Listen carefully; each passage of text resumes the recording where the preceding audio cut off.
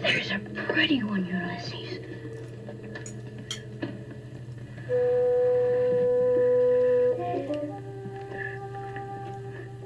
There it is.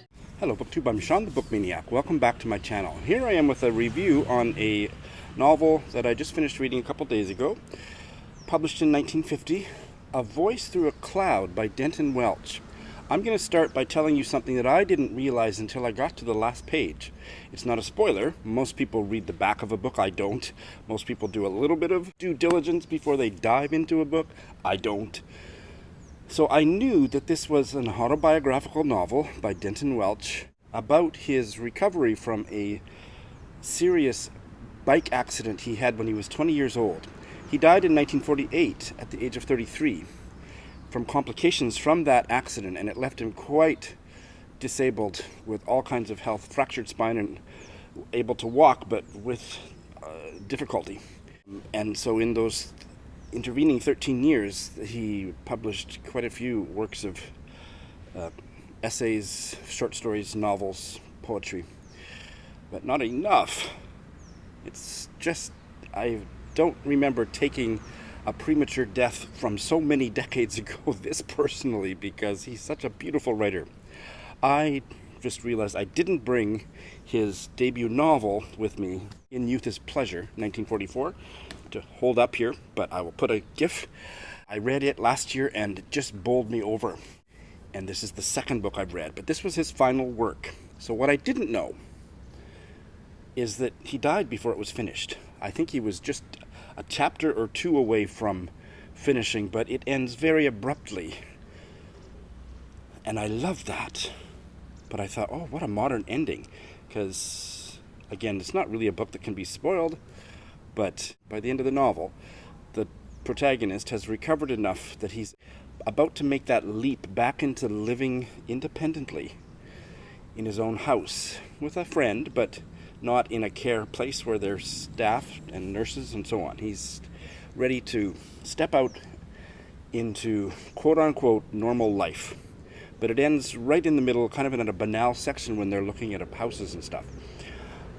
And that just was like a punch in the gut, because I didn't realize he died before he finished it. I knew it was published after his death. And the resonance between the unfinishedness of this narrative and the kind of optimistic way that it ended, it was so moving, it was powerful. So I didn't know all that until I stumbled upon it, until I got to the end, and the novel packed even more of a punch because of that. So now you know. This novel, again, it's autobiographical. I don't know, I haven't read a biography of Denton Welch. I think that will be next for me, maybe Nonfiction November. Eric, but it seems to, based on his Wikipedia page, it seems to hew fairly closely to his life story. So he was hit by a vehicle and severely injured, and he was in hospital for months and then into kind of like a, not a hospital, but a care home for many months after that. I don't know what the grand total of, but it was probably more than a year, maybe a few years. So it's a story of recovery, but I don't want to talk about this in any kind of a self-help way, because Denton Welch would turn over in his grave if he caught me doing that. It's not that kind of a story. There are moments where you just are rooting for him and gasping at his courage and whatnot, but this is not a triumphant tale a la self-help type memoirs. But I found certainly inspiration, but I found so much else. I also loved the depressing parts of this and his crankiness. He was not a terrible person. I love him. But he could be really cranky and full of self-doubt, deeply insecure, and one of the most gorgeously observant minds and hearts in 20th century British literature. And all of that works together so beautifully. This is not a novel. It's a very dramatic accident that he has, but he's knocked flat and doesn't even really know. He's told weeks later what happened. He didn't really remember. So it's obviously hinges on a very dramatic, tragic accident. But really, not a lot happens in this book, except through his eyes what Denton Welch observes and feels. And so it's very quiet, introverted, introspective, delightful series of visions, dreams. There's not too many dreams because I don't like dreams in literature. There's a couple. Denton Welch can do whatever he wants in his works. I'm signed up for it.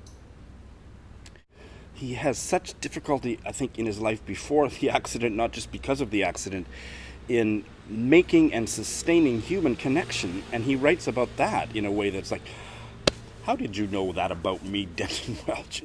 And he is so deeply fixated on pretty objects. Denton Welch was gay. I don't think he was out to himself at the time of his accident, but I don't know. There isn't a lot of queer stuff going on. There's one friendship that he talks quite a bit about with a man where it seems like the man around his age, he's not older than him, but I don't think, but is kind of trying to put the moves on him, but nothing is as explicit as some of the stuff that was in the novel In Youth is Pleasure. And at this time of life, I don't think it was kind of up for Denton Welch. Plus, he had other stuff that he was kind of sorting through. So it's not really queer in that way. And I wasn't disappointed, but it's not a queer novel, I don't think. You could certainly do a queer reading of parts of it. And his very kind of stereotypically gay love of beautiful, pretty things and objects and antiques and all of that. But what was heartrending for me as I read it was I can't believe how I can just step back into my experience of In Youth is Pleasure. And the protagonist there was a 15-year-old boy on a summer holiday with his dad and brothers. His name was Orville Pym, I think. Somebody Pym. I think it's Orville. Yes, Orville Pym. Orville just can't stop. He keeps breaking plans or wandering away from events that he's planned to be doing with his brother or his father, or he just disappears and he goes off and wanders around this new environment, wherever the seaside town or whatever it is, and just keeps stumbling upon people or churches or wilderness or whatever, and just makes this huge epic adventure for one person, usually, unless it happens to involve a stranger that he's stumbled upon. But it's the wanderer aspect of Orville that was so delightful about that novel. And the other thing, and Orville Pym, and then let's move to my other obsession, Barbara Pym, who was maybe not quite a generation later, but certainly a decade or so later.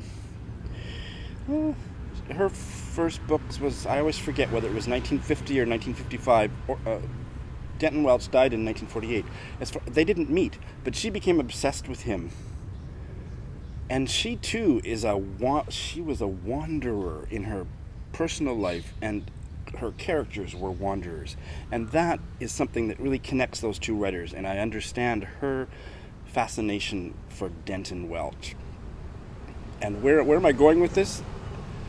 This protagonist too, there's scenes before his accident where he would just, including the same day that later that day he had the accident, where he would just walk into a tea room and just fall in love with all the pretty things on the walls and just rhapsodize in a way that was so interior, so introspective, and other walking adventures that he had. And so for him to have his mobility limited, it was really, really touching. And like I say, it's not a self-helpy memoir, but he does get his mobility back, and that struggle, and then the adventures those first few adventures that he has as he's able to walk again, with 2 canes at first and then a cane, and I'm not sure if he ever was able to walk without a cane. Really, really beautiful, powerful.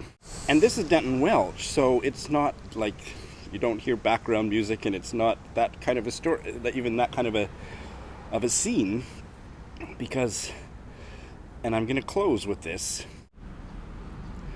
he's in the care home in the countryside, I believe it's Kent, And across the way, his aunt, it's not his aunt, I think it's his dead uncle's second wife, or something like that. But it's not quite an aunt, but he calls her his aunt.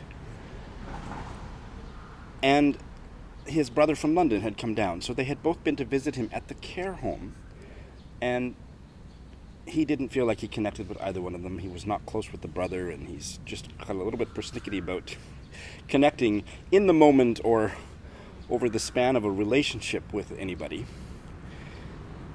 So he was really unsatisfied when they left and they went back to the aunt's house across the way, probably a 15-minute walk for an able-bodied person. And he decides, God damn it, I'm going to visit them. I'm going to go and visit them at my aunt's place, and I'm just want to have a normal, just stop by and visit kind of experience. And he is at the stage of his recovery where, wow, that was a major feat. And in fact, a little bit dangerous. And I want to close with a fairly lengthy passage, and I'll just close with this. And if you kind of connect with his personality, the writing, then this might be a book for you. In this excerpt, mention is made of his friend Claire, and Claire is a Christian Science person, so they have that ridiculous belief that, God will prevent any illness. So that contextualizes that one brief reference. I must go down to the front and see my aunt and brother again, for although we had only just parted, and our meeting had come to nothing, I had a sudden longing to be with them, to stay with the people who had known me all my life. If I could do that, the rat that was gnawing me inside might stop. It seemed the only possible thing to do. I told myself violently, you can do it. It isn't far. You've bloody got to. This last phrase I said over and over again. It suddenly leapt into my mind to stimulate me. It must have been remembered from some book. The strangeness of using bloody without well had made me store the sentence away, and now I played with it, always pronouncing the bloody in what I imagined was a rich, uncouth North Country accent. It gave me great energy and turned my thoughts inexplicably but inevitably to Claire and to religion. Perhaps she was right. Perhaps if I put all my trust in what was called God, I would be able to do anything. All hate and fear and limitation might fall away, and I would see cardboard horrors overturned and blown along ridiculously by a great, rushing wind. This was the beginning of an ecstatic mood that had come upon me perhaps twice before in my illness, and certainly several times in my childhood.